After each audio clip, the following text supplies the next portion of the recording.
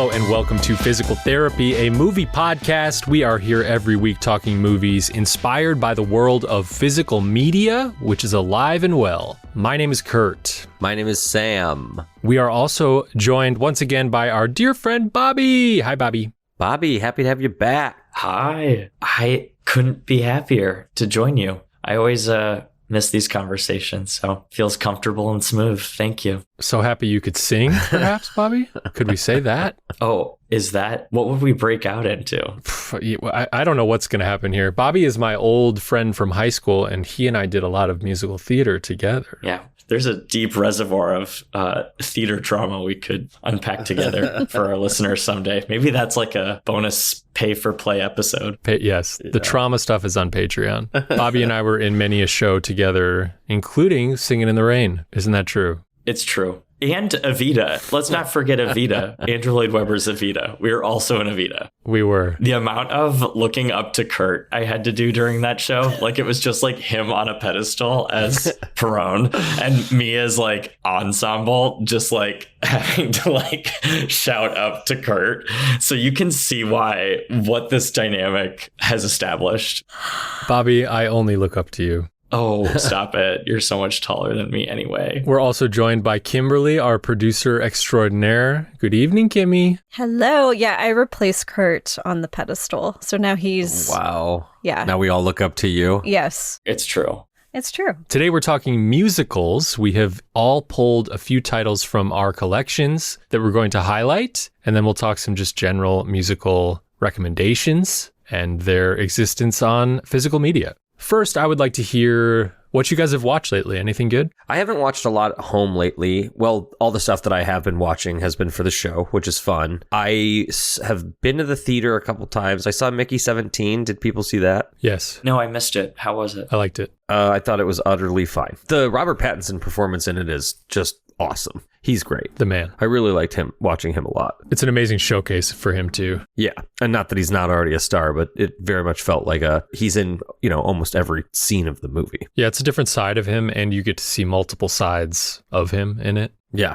Oh, and honestly, I started Return of Swamp Thing at work the other day, just like played it while I was bartending, and I didn't finish it there. It was on Tubi, and so I went home and turned on the 4K like the last 25 minutes because that movie's so funny and awesome. The Return of Swamp Thing? Yeah, it's the second live action Swamp Thing movie. And you have it on 4K? I have that and the first one. Are those both MVD? The first one definitely is. I think the second one is. How about you, Bobby? I've been watching tons and tons of Westerns. Oh. I'm just really finding Westerns to be soothing, and they're like pleasant to watch and exciting and beautiful, but they're not like harsh. And so you can kind of enjoy them at various levels. You can engage with them intellectually. They're so gentle, they're so sweet, and yet some of them are so cynical, and they're so American. Like the myth of them is so American. Mm-hmm. I'd really like to do an episode on Westerns. We've yet to do that. Yeah. One of them that I watched that I had seen prior to really enjoying Westerns, I saw it when I was a kid, because it is from a year that is regarded as the greatest in cinematic history, which is 1939. Wizard of Oz, Gone with the Wind,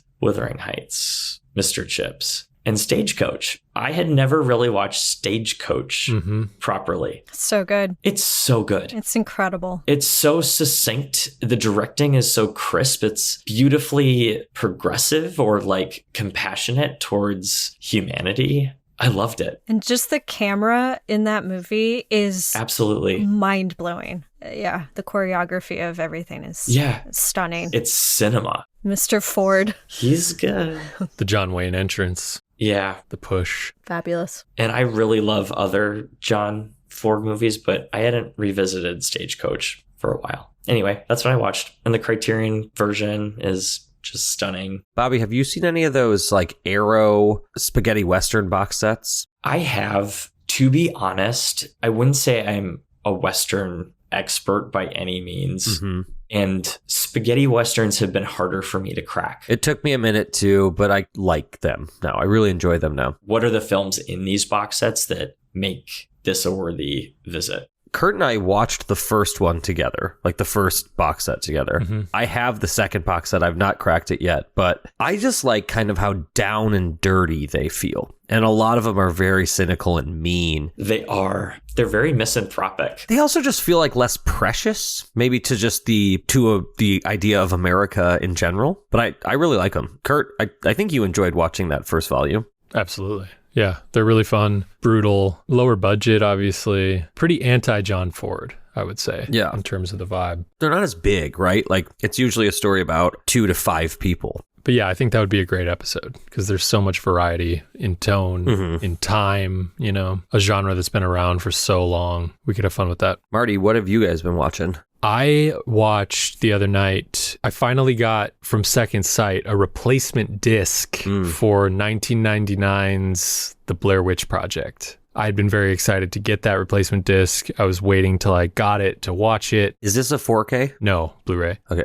This is a movie I had not seen since probably 1999. Wow. 2000, maybe at the latest. I saw it on VHS, not in the theater. Second Sight released it last year. Not a 4K, doesn't need to be a 4K, I don't think. You know, it's got... It wasn't filmed in any medium that could properly... Well, 16. I would say like 25% of the movie is like black and white 16 mil, which you could argue would be upgraded, but not really. Yeah. Wouldn't that disconnect also like... Anyway, you're the 4K master. I'm just trying to talk people out of upgrading, which is a moral daily crisis I have. This is a found footage movie about a group of 3 student filmmakers who go into the woods in Maryland to do a documentary about the Blair Witch. They bring with them a black and white 16 millimeter camera and a high-8 video camera. And most of the movie is documented by the student director from this high-8 camera, and occasionally you're seeing footage from the documentary. The whole concept of it is that they went into the woods and never came out, and that a few years later or something, their footage was found. So the footage is the movie. And this is, of course, a legendary Sundance film that at the time it screened was presented in a way where the actors were listed as missing persons, and there was a early kind of viral marketing style website associated with this film that included a lot of supplemental interviews and news segments and things like that to try to make this feel real. And I remember when it came out, you know, I was only 11 or something, but the whole thing was, is this real? Is this really a documentary about a witch? Do these people actually die? Blah, blah, blah. Yeah. At the time, it was terrifying. And I am happy to report that it's pretty good, this movie. I watched it with headphones, you know, in the dark the other night, and there aren't a ton of horror scenes, I guess, but the ones that are in there are pretty effective. It's stressful. Oh, yeah. It's like all mood. Yeah. Those performances, there's no way to call out their performance as false. No, because most of the film is about these people lost in the woods and being terrorized by they're not really sure what. Maybe bad people, maybe a witch. And you don't know. The movie's ambiguous in so many frightening ways. Yeah, and just an all-time ending. I was really, really happy to revisit this and find that it held up so well. Are you a fan of this one, Sam? Yeah, I am. Again, it's a movie that kind of suffers from what you just said, Kurt, where it's like, once we know it's not real and everything, because I remember when it came out as well, it just was such a huge talking point. And I remember like early internet use and going to the website and just not knowing anything. And you're never going to capture that again. But I think it's a well done movie. You're making me want to pick up that release. It's great. Do you have the bigger box or just I just got the standard. Okay. 2 discs. It's Region B, okay, I believe, this release. And, you know, this is just one of the biggest success stories of independent film ever. Yeah. This movie was made on a budget of what Wikipedia says is $200,000 to $750,000. I'm not sure if that's marketing or not, but it brought in $248 million. Jesus. So I highly recommend that movie if people have never seen it. Let's talk some announcements. As of recording this podcast, we're doing it a little bit earlier than usual. It is a Tuesday. And did you guys all see that there is a Criterion flash sale happening? I did, yes. I am not on social media for Lent. For Lent? Yeah, for Lent. Okay. Gave it up. Yeah, it's like, Josh Hartnett tried it once in a movie, and I just thought I could do it too. This, again, is a Josh Hartnett podcast. Yeah, I know. I know my audience. Yes. Well, Bobby, there's a flash. No, I know. I got the email, and I'm trying to forget that it's in my inbox. I know what's happening. What are you going to do? What are you going to buy? I'm after a few things on there. I would like to get Thief. I would like to get 8.5. The 4K updates of those two. Okay. Of course. New cover and all. And then Sam, we talked about one on a recent podcast we did, VHS, the podcast. Sam and I were on that this past week. Mm-hmm. And you mentioned to me on that one, Sam, a movie called something Condors? Eastern Condors. Eastern Condors. Yeah, that movie's awesome. It's like a Dirty Dozen ripoff from Hong Kong. It's really fun. And the final battle is so good. I'm in. That's not much of an announcement, but that is happening as we speak. Honestly, it's kind of, there's nothing that was announced lately that I'm like head over heels for. I mean, the Sorcerer one from Criterion that we mentioned on the last episode is definitely big, and I'm really excited for that. But since then, it's been a little quiet for me. There's 2 Steven Soderbergh movies that are coming to 4K. I think just standard like Warner Brothers studio releases. The Good German and The Informant. And I'll be honest, I've never seen either of these, and I love him. Neither have I, honestly. I'm anxious to check out, especially The Informant, because I've heard that's great. The Good German is very good. They're both very good. Is Good German George Clooney? It is. Okay. I assume Good German is sort of a black and white throwback World War II set story, Bobby? Very much so. It's total pastiche, like very sincere, very solid nod to old Hollywood and its representation of post-war. I went to see today a matinee of Black Bag. Ooh. And I was like 5 minutes late to it and missed some sort of little prologue, which put me in a bad mood about the whole thing. And then 10 minutes into the movie, the projector shit out. And then it came back on and it was super out of sync. And then it went down again. And I said, I'll try again later this week. Whoa. Yeah, no. You weren't meant to watch it just then. That's wild. Yeah. Where at, Kurt? On AMC. Wow. A digital presentation. I'm not really sure what happened, but Kimmy and I will give it another try at the end of the week. Yeah. My question for the room is, what's up with Gore Verbinski's Mouse Hunt?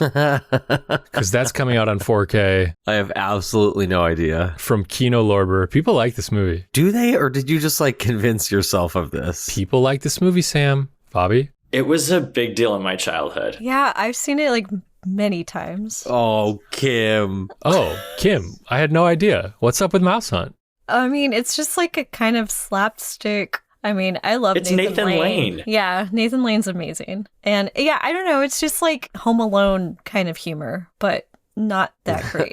Kurt's sold. I'm sold. He just bought 3 copies of it.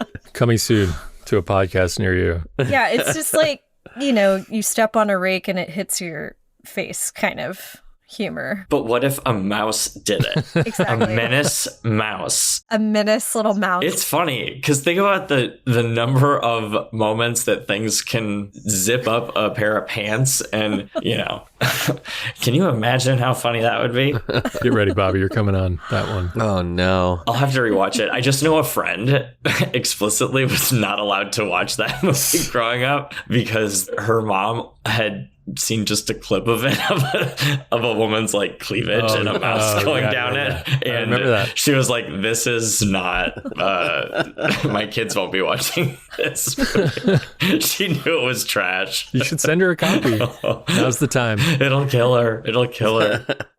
Kino announced Kingpin coming to 4K, which is a movie I don't really know very well, but people love it. This is a Farrelly Brothers movie with Randy Quaid, Woody Harrelson, and I believe Bill Murray is in this. I feel like I wasn't allowed to watch this movie when it came out. Probably not. I remember wanting to see it and my mom just being like, nope. But Kino has announced Happy Gilmore is coming. They've announced Billy Madison, and sign me right up for 4K grainy, sharp transfers of 90s comedies. I'm right there with you. Yeah, first in line. It's interesting that Kino's doing Black Sheep, but... Oh, yeah, Black Sheep. It's a studio release of Tommy Boy. Right. Kino's we think of them being as tentpole like anchors to studio films, and the studios are like, you want to do DVDs? Sure, Kino. Yeah. Here's a bundle. God bless. Take them. And I guess Kino thinks they'll sell. There's a Steelbook 4K coming out of A Knight's Tale starring Heath Ledger. What's with all these steelbooks? Can we stop that? Ugh. Guys, I might be converting. What? I've gotten a few lately that I'm happy with. I gotta say. Which? Panic Room. That? I'm trying to get a copy and they're all like sold out everywhere. Yeah, I can't get Social Network. Same thing. Yeah, same thing. I'm like, all right, screw you. I just want the choice, man. I'm not meant to have Panic Room. But you're right, Sam. I would like the choice as a consumer. I got a 4K Steelbook down at Amoeba the other day of Fright Night. Mm-hmm. That looks really nice. The case. Sign me up. Keep them coming. You know what? You suck. Steelbook only over here. I'm walking away from the show. I'm outnumbered. I feel like physical therapy is at I don't know, crossroads right now. Like this is when the band breaks up. Yeah. Everyone's very disappointed with one another right now. I'm telling you right now that in this episode, Sam and I are going to fight. All right. I'm fucking coming for you, Grind. Is it going to be about musicals or is Yes. it going to be about physical media? Maybe. Maybe both. Okay. All right, Bobby, before we get to musicals, Samuel and I have started a new little segment on this podcast called Confessions. Sure. Confession Corner. Confession corner is what I call it. This is the time of the show, the time of the week where Sam and I confess our sins to each other, clear our consciences with purchases or deliveries from the past week. I get it. You said confessions. I understand. I understand reconciliation. I understand. Our sweet Catholic Bobby. We're bowing down to the discs. What do you think this podcast is for me? Yeah. Why do you think I am on this podcast? But yes, I can hone in on some fairly embarrassing admissions of sin, guilt. Yes, go on. Sam? Okay, so I didn't get anything new. From last week, I bought a couple titles and I didn't pick anything else up this week. A couple packages arrived. Double Jeopardy showed up, The Cat showed up, and The Town showed up. I'm proud of you, Sam. You're forgiven. Your sins are forgiven. You don't have any. Thank goodness. Bobby? I drove back from Palm Springs and stopped at literally every Barnes & Noble and used record store. It was a fun little adventure. That's awesome. And I collected so much stuff I didn't need. And it was a really fun splurge that got me home on a day I wasn't working anyway. So, What's your favorite thing you picked up? okay. I picked up, you know what I picked up? This is a weird confession. I picked up Spellbound, the Criterion. You've wished for that, I think, right? Well, no. The original Criterion. Oh, the DVD? The DVD. It was used. It was expensive because it's still out of print. It was in great condition. I picked it up. Nice. Hell yeah, that's awesome. I don't need it. I have it on so many other formats, but I also have Notorious and I have Rebecca in those editions, and they're in good conditions. I want it to join. That's what I did. We forgive you, Bobby. I've recently realized that Barnes & Noble is a really good spot to check for Kino slip sleeves. Dude, you can't say this on the air. Yeah, don't. Oh, yeah. No, it's a terrible spot for it, everybody. Terrible spot. Don't go there. Barnes & Noble stepping up their game, just want to say. Oh my God. In all my store checks, it wasn't even to collect things, it was to do store checks. Some criticism. Bobby's our agent in the field. Well, they all passed the test, it sounds like. Not all of them. Inspired by Panic Room, I ordered Alfred Hitchcock's Rope on 4K. Ooh, that's a Hitchcock I like. Ooh, Sam. Really? It is, yeah. I like Rope a lot. I love that one. I also pre-ordered 3 days in advance of its release, Kino Lorber's 4K of The General's Daughter, starring John Travolta. So, And with John Travolta, I think it's time we segue. Kim. perfect. Kim Musicals. Burley. Segway Queen. Let's get it going. Musicals, here we come. Okay, we're talking musicals from our collections. Each of us have picked 2 titles to dive into. And you know what? I'll go first. I'm kicking the door in right into Sam's face. What'd you watch, Amelia Perez? Thought we were supposed to pull from our physical media. I watched the 2021 Steven Spielberg A+ masterpiece, West Side Story. on 4K. It's amazing. Yes. It is very good. It's absolutely a testament to how good Steven Spielberg is at his job. Bobby, I really needed you to show up for me right now, and you did. Does Sam disagree? Have you seen it? Let me tell you something. Sam had a real poopy diaper when this movie came out, even though he never saw it. I did. I've never seen this movie. Why are we letting him talk? He has not seen it. I'm just kidding. Sam. Straight up, I thought about renting this movie for this episode. Wow. Okay. Sam, you're ready. You're ready. Your heart is open right now, Sam. I was like, you know what? I liked... What's the biopic that he made? Lincoln? Meet The Fablemans? Meet the Fablemans. It's just the Fablemans. I like the Fablemans more than I thought I would. So I was like, you know what? Maybe I'll give West Side Story a chance. West Side Story is way better. Way better. Way better. Okay, I'm happy. Hey, man. Bobby, is West Side Story Steven Spielberg's best movie since Minority Report? Yes. Whoa. No, I think Munich's quite excellent, but I would say it's up there. It's up there. It's the best of his he's great. I love him. He can do it all. And West Side Story it's a spectacular. I actually prefer it to the original. Whoa. No, I disagree with that. The Robert Wise one is. I might be getting there too. No. I mean, I think the original is wonderful in what it is, but I think in what Steven Spielberg does as just like a director, I don't know. They're both great. They both are great. This is, of course, an update of the Leonard Bernstein, Stephen Sondheim musical Broadway hit. And when's the first film from? Do we know? 1961. 61, winner of 10 Oscars. Robert Wise directed that. This corrects a lot of the, whitewashing that happened in that film. Which that's not even what it's doing. Like, that's so you forget that that's happening until afterwards because he's done such a masterful job just telling this rich story with new life. And I don't know how much of that Tony Kushner is responsible for too, because he helped adapt it, but He wrote the script, yeah. It worked. It is just so inspired and so breathtaking in its camera work, its choreography, the relationship between those two things. Is it super like digital looking? No. No. Okay. It doesn't look like Wicked. It doesn't look like. No, it looks far better. Everybody calm down. I agree with that. I think Wicked doesn't look great. I mean, it serves the source material, which is just like... like zero subtlety, zero nuance, zero the score. Oh my gosh, there's not a single minor key song. It's devastating. Man, physical therapy is at an impasse on this episode. It's good.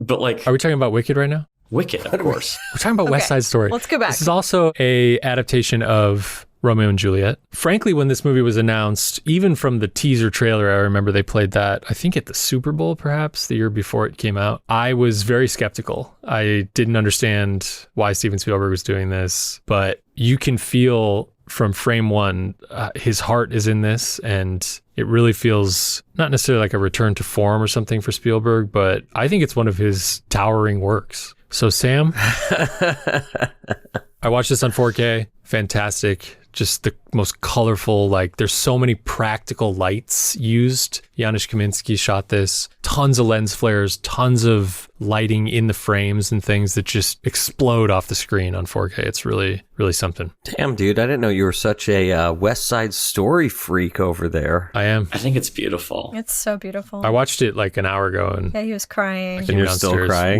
weeping and singing to Kim. Yeah. Bobby, what do you got? How about Sam? I want to hear Sam just because I feel like you and I were like, whoa, it's so great. That's right. Sam, give us something good. What'd you watch? The first movie that I watched for this exercise couldn't be further from that just in terms of production. Okay, let me say real quick before we get into this, Sam. I think that we have an overlap. I watched 3 because I'm pretty sure one of ours overlaps. I also watched 3 because I also think Okay. we have an overlap. So the first movie I watched for this is 2001's Hedwig and the Angry Inch, which has always been one of my favorite musicals. God, I love that So one. good. So good. So good. I had not seen it in a very long time. Extremely prescient for this moment in time. Yeah. Hedwig Why? follows... What's it about? Hedwig follows a genderqueer trans punk rocker from East Berlin as she tours tiny clubs in the US, singing these songs that also kind of describe her story and her life's journey to be where she's at. and she's playing these clubs in the shadow of these arenas where her ex-lover is playing shows, and he stole all her songs. If you've ever seen it on stage, it's like set up like you're just walking into a venue to see a concert. That's cool. I've never seen it on stage. I would love to prioritize seeing that. I have. It's so good. It's so fun. It's so good. It blew my mind. Yeah, like I said, it's from 2001. John Cameron Mitchell wrote it for the stage and also rewrote it for the screen. Director of Rabbit Hole. Yep. He directs this and stars in it as Hedwig. It is just a really funny, beautiful, touching, cool punk rock story. It goes into animation at some points. It's very self-aware. It's just awesome. I watched it with my friend Trav, who had never seen it and loved it. And yeah, pretty much the same thing. We watched it and just kind of sat on the couch and cried and had a good time. Criterion? Yes, Criterion has a Blu-ray edition of it. Honestly, it was on my shelf, but I don't think I had ever watched it. I don't know if I had ever watched that copy of it. Nice. Looks beautiful. I just forgot how funny the movie is. There are like some lines in it that are just laugh out loud. Incredible. I highly recommend it for everybody who hasn't seen it, because it also kind of feels like a movie that, you know, not to sound like scare tactics or anything, but like I feel like this movie will be banned in the next 2 years. Oof. Get your Criterion when you can. Yeah. Yeah. It's everything that people hate. It's an immigrant person whose sexuality and gender identity are very fluid and moving, and a punk rocker. It's just like, and it's about accepting people and figuring out your own identity. I was extremely moved by it this time. Damn, hell yeah. And it's farce. Yeah. Like parts of it are total farce. It plays like comedy, so it's so good. There's a scene in which they're like playing a show in a field, and it's like a very makeshift rickety stage, and Hedwig's standing there in like all pink with a pink umbrella, and it cuts to the crowd and it's just one goth like standing out in the field. So she sits down to start singing a song, and she pats the seat next to him to invite the kid over. It's incredible. Kim, are you a fan of the movie? Yeah, I am. Kurt, if you don't have this blue, I would recommend picking it up during the next Criterion sale. All right, Bobby. So glad you're here, Bobby. Oh, it's so fun to be here. I miss you guys. It's so therapeutic. I should start calling it like, oh, I have therapy. Yeah, I have therapy coming up. Yeah, I can't miss it. It's every night. I have to go. I pay for it.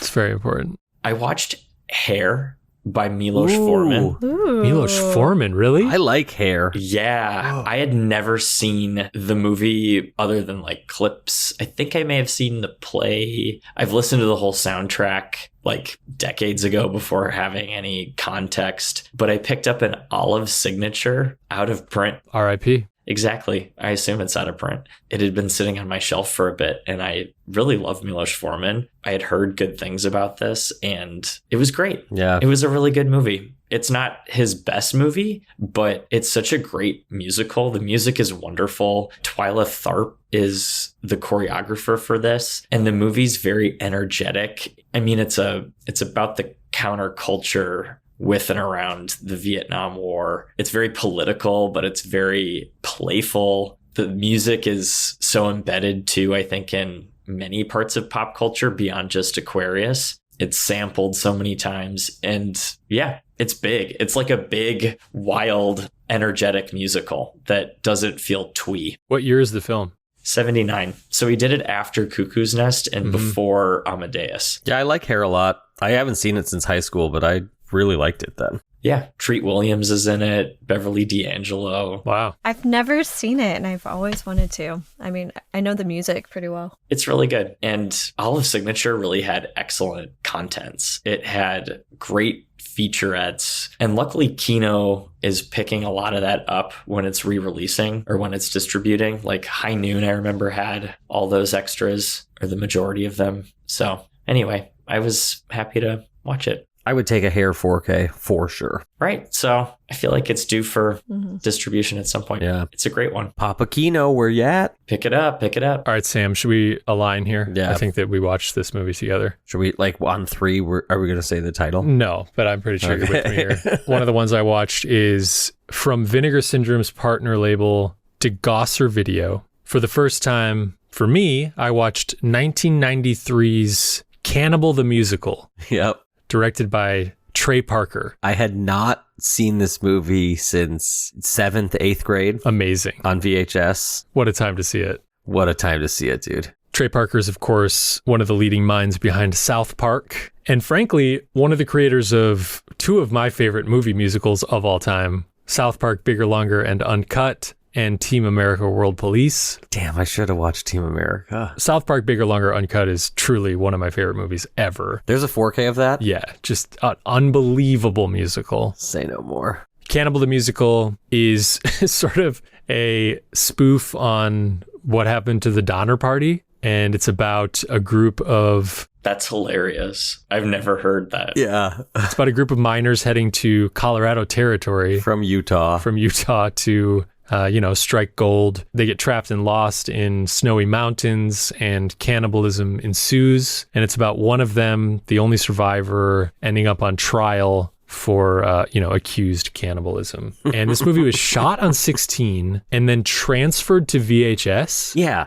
This is so weird. I don't really know the decision making behind that, but they shot it on 16 mil, transferred it to VHS for distribution. And then there was one 35 mil print of it struck from the VHS. So this release from Vinegar Syndrome, Sam and I think both have like this beautiful box set deluxe version of it. Yeah. Has 2 discs, and the features presented on both. On one disc, it's just a VHS transfer to Blu-ray. It also features kind of the preferred way to see it, at least according to the distributor of the disc, which is a Blu-ray scan of the 35 millimeter print from a VHS transfer. So it's basically VHS, but it has 35 mil grain on top of it. So this movie looks very fuzzy, not good. Yeah. But it's, unless they, for some reason went back to the 16 negative, you're seeing it as good as it's going to get. It's a low budget movie, but you can tell what's going on. Oh, yeah. Like, it doesn't look washed out. No. It's fine. Especially for what it is. And it's delightful. It's got all sort of the Trey Parker humor already right there. Some amazing songs. Let's Build a Snowman is just incredible stuff. What is it? What is it? Spadoinkle. The first song in the movie after the overture is a song called Spadoinkle. And one of the lines in it, I have it pulled up right here, is, I think I know precisely what I mean when I say it's a Spadoinkle day. I was very happy to see this. It's something I always heard about back in the day, like as a kid, I was obsessed with South Park. Wow, I can't believe you had never seen it. I think it was just sort of hard to find. How did you find it as a kid? Where did you see it? One of my friends had it, and I think he got it from his older brother. Sounds right. I feel like it was one of those VHS movies or tapes that kind of like went through the skateboard community. Mm-hmm. And like it was like a friend of a friend got a copy and we all watched it one day. Cool. It was one of those movies that we watched like at the beginning of a sleepover and probably watched it like 2 more times in that evening. Yeah. You'd never heard of this, Bobby? Absolutely not. I'm looking it up now. I love the cover art of the Blu-ray. Yeah. Yeah, the Vinegar Syndrome Degosser video release is gorgeous. Yeah. And Trey Parker's character in it is like a little bit of a simpleton. So it's like tongue hangs out of his mouth a lot in it. And it's gross but hilarious. And he's got this really, really fake beard on. Matt Stone is in it too. And they both do a lot of the sort of ADR voices for crowds and things like that. And it's so funny because you just hear the South Park characters just in the background, way before that. Like the Cartman voice is very prominent in one scene. So yeah, highly recommend that. I believe it's limited to 5,000 copies, Sam. Like our big edition is definitely sold out. What's your 0.5, Sam? My 0.5 is, and I don't know if you guys consider this a musical, and I kept going back and forth on it last night, but it's definitely a musical in my mind, and I brought it up on the show before, but I have an undying, beautiful love for the movie Sister Act. Right. Yes. Sister Act is just delightful. It's the best. It is so funny. It's so much better than part 2. Agreed. Hot take. Fully agree. Don't tell my middle school girlfriends. From middle school. Sorry. Not my middle school girlfriend. Sorry. Well, no, that's a good clarification. I really needed funny. that to be on record. Last week, I talked about having seen Snake Eyes like on VHS at my friend's cabin in the Upper Peninsula of Michigan. And I think that's where I originally saw Sister Act, but my buddy Ian and I would watch Sister Act every single time we went to this cabin. It was like our little routine. We would just put it on at some point during the trip. So I've seen Sister Act on VHS like 500 times. My mom one time for Christmas got me the 2-pack DVD of this and part 2. I had that too. I didn't watch part 2. I watched it once and I was like, no, It's Lauryn fine. Hill, you're not good enough. And then I've upgraded it to Blu-ray at this point. It's awesome. It moves. Harvey Keitel is like a cartoony gangster in it. It's perfect. Whoopi Goldberg is incredible. The final I Will Follow Him song for the Pope is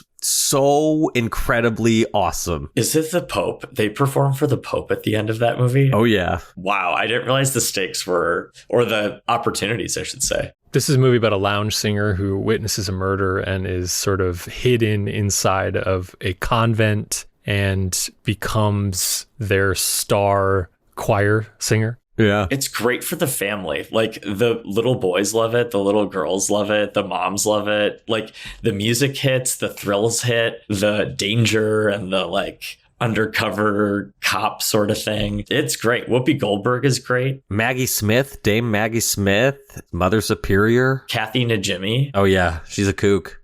Gimme, gimme, gimme, gimme lovin' tonight. When she dances around the bar. Dude, Sister Act just rules. It's 10 out of 10. This is an absolute masterpiece. I made my choir. I had like total control of my middle school choir. What does that mean? You ran it? Like, I could just be like, guys, we're doing this for all of our performances in mass or like at the end of the year. And I would just make our music teacher, who was just like, sure, we can do whatever you want. I'd make us just do Sister Act songs, but we'd have to be like, okay, we know that it's a hymn and we get that, but we're going to do it in the style of Sister Act. And we'd like have to like play him a recording that we'd take, because this is like before, you know, YouTube and crap. But yeah, it's influential. It's a 10 out of 10 masterpiece. There's nothing else to say about it. If you don't like Sister Act, I don't fucking care. Like, that movie's just awesome. You know, Is it a musical though? that's the question. I think it's a kind of musical.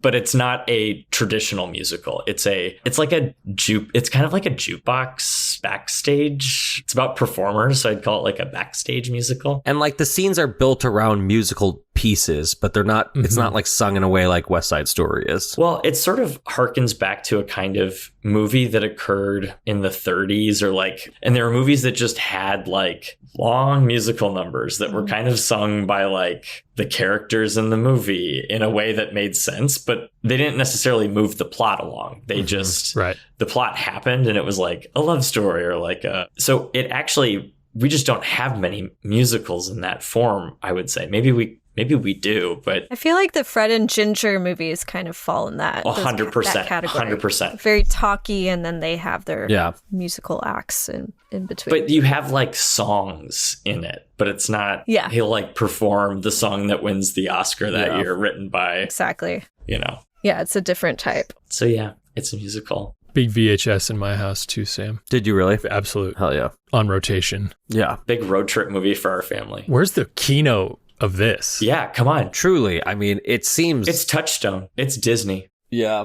Where are you, Disney? Come on, Disney. Don't you love when you like put a movie on and the production company comes down, like you see Touchstone, like there's such a nostalgic, I'm like, I'm in for something good. It's a brand. It's a brand. Speaking of Barnes & Noble, I was at Barnes & Noble recently, and they have a Touchstone section. Really? They are organizing movies by distributor, like my DVD collection. for sure. This is how my DVDs look, or my collection looks. They are catering to us. Yeah. I don't know who's feeding them this information, or Do you think Mr. Barnes and Mrs. Noble listen to this podcast?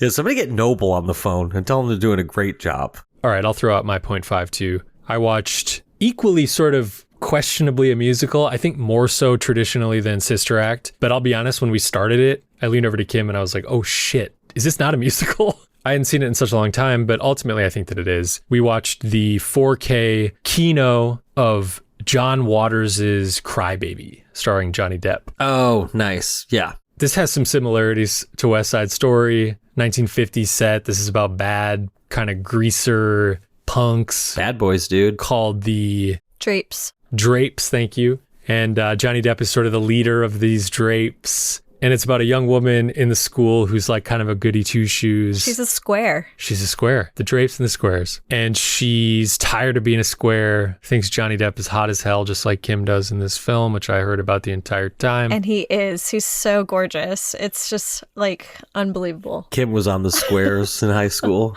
No, I was a drummer. I was cool. Kim is a drape. And this young woman sort of turns over to the drapes, and it's about her sort of boyfriend and everybody else freaking out about that and trying to stop her transformation. How quickly would you become a 50s greaser if you could? Me? Yeah. I don't think I have the hair for it. Dude, in a heartbeat. But this is, of course, John Waters. It's like tame John Waters. It's not disgusting, but it's still very much his film. It's kind of more family-friendly John Waters. Yeah, but it's still strange and perverse in its own ways. A lot of great musical numbers inside of a jailhouse that Johnny Depp is locked up in. There's also a great cameo by Willem Dafoe in this movie. He's only in one scene, but it's fantastic.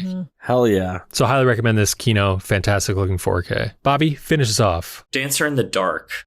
Oh, shit. Oh my God. Yeah, because I was revisiting some Palme d'Or, and I always love Lars von Trier, and I've seen this a handful of times. It's been a minute, but to pair well with your Blair Witch aesthetic, yeah, Dancer in the Dark is, I love it. I think it's weird. I think it's messy. I think it's like, it doesn't make sense all the time narratively. It's kind of fantasy. It's just weird, and I really think the music is both odd, but haunting and very dynamic, and it works well as a musical. Like it's like Chicago. It's a woman has these musical fantasies as she's going through this horrific, murder scenario. But yeah, it's Lars von Trier. It came out in 2000. It features Bjork in a really, I think her only movie role. Sure, she had a terrible time making this movie, as so many people do with him, I hear. That's mean. I can't criticize him, but is it David Morse? Yep. And it's Catherine Deneuve.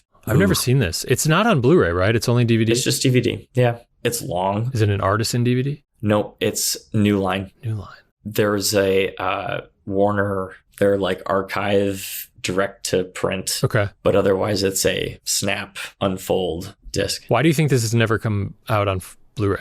I don't know. It seems so well suited for it. It's really strange. I love it, and it's very unappealing. I don't know why there would be an audience, or maybe there isn't an audience for it, or distribution rights are strange with Warner Brothers. That's the only thing I can imagine. But they did re-release it on DVD again. I just don't think they've sold it to a distributor that wants to do diligence in what it would be to restore or get it up to speed with the kinds of formats that you would need. Seems like a Criterion waiting to happen. I'm like, where this is the one, and Dogville. It's the same reason Dogville's kind of stuck. Yeah. Both those seem prime for Criterion. Yeah. We'll come over for a movie night. I got it. There you go. I got more copies than one. Great choices. Any recommendations in general, musical favorites from people that we did not mention? Sound of Music is coming out on 4K next year. Yeah. Just want to say. Is it really? That's going to be insane because that Blu-ray is so great. It's so great. The 5-disc collection. I'm excited to revisit that. Yeah, it's one of those transfers on Blu-ray that you kind of can't imagine getting any better, but I have no doubt that it will, especially if they do HDR. It'll be so nice. Hell yeah, that sounds awesome. Yeah.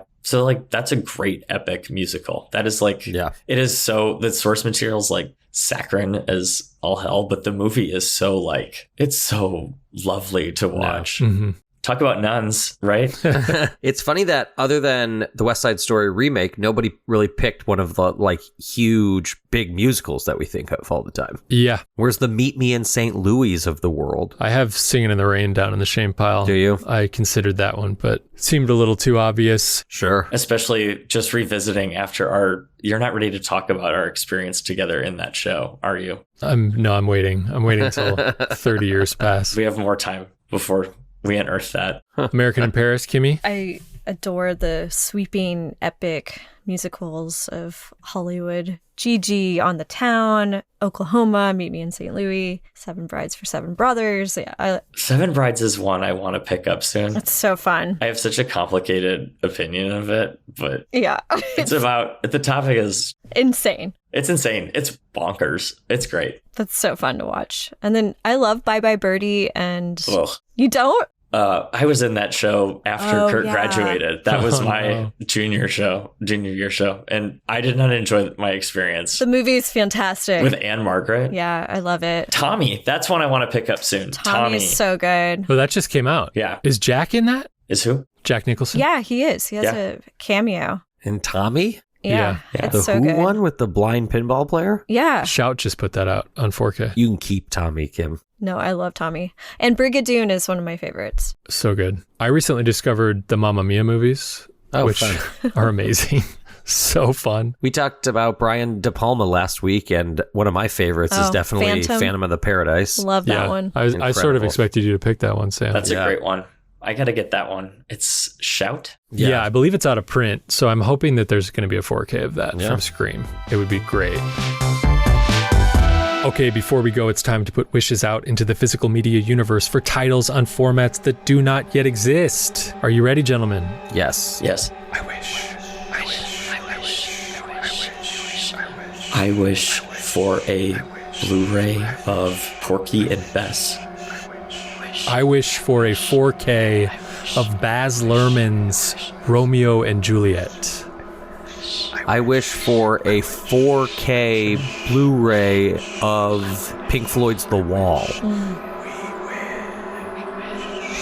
Yeah, good call, Sam. Yeah. There's no Blu-ray of that, right? No. No, it's one of those ones. I think it's in rights hell. I think it's super hard, whatever that looks like. But what an incredible movie that I would love, love, love to see on 4K. I've never seen it. Ooh. Oh, wow. It's really good. Within the first week or two that Sam and I lived in LA when we moved out here, 2010 this would have been, we went to a screening of Pink Floyd's The Wall and sat front row in this like pretty small screening room inside of which museum was it downtown? The Red Cat? The Red Cat. I think, yeah. And after the screening, Elvis Mitchell interviewed Christopher Nolan about The Wall's influences on the editing of Inception, which was about to come out. And we sat like 2 feet away from him. It was amazing. It was great. Formative. And it was a 35 millimeter screening too. It was awesome. Yeah, it's definitely one of those movies where it's on Blu-ray. You're just like, where is this? But it's a bummer, like, because it's a wild trip, and